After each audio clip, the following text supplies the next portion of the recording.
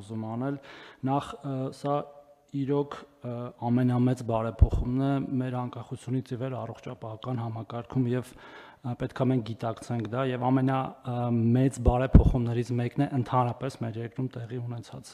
Այս շատ կարեւոր է, ինչու եմ ասում, որտեղ 90-ականների կեսից այս փորձը արվել ներդրվել, բայց չի ստացվել ու մենք հույս ունենք, որ մեր մոտ կստացվի։ Եվս մեկ փաստարկ, որ անհետաձգել է։ Երկրորդը, տեսեք, մենք թռուցիկ ենք անցնում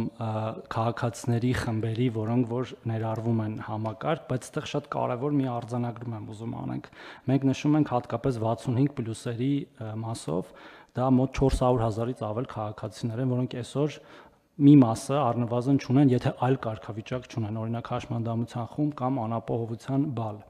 Եվ երբ որ մենք նաև մեր քաղաքացիներից լսում ենք, թե օրինակ ինչու չենք բարձրացնում կենսաթոշակները այնքան, որ ավելի հեշտ լինի իրենց կարիքները օգնել, դրա մի ծանր մասը կամ մեծագույն մասը հենց առողջապահական ծառայություններն են։ Եվ մենք այո, թեկուզ այլ գործիքներով բարձրացնելով կենսաթոշակը հետվճարի համակարգով ինչ որ չափով, մենք հնարավորություն ենք տալիս մեր 100,000-ավոր քաղաքացիների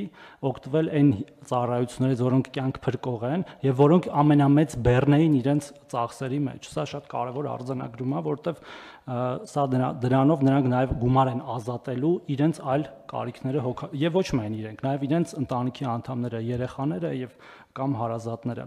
Եվ վերջում մի բան էլ ենք անում, որ մենք հիմա երրորդ կարգ ունեցող հաշմանդամներին եւ միջին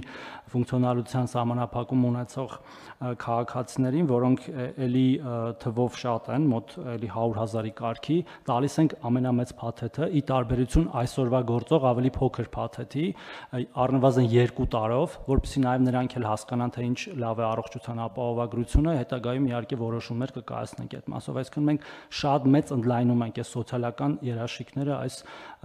ես հաշվեցի մոտ 800,000 քաղաքացու համար։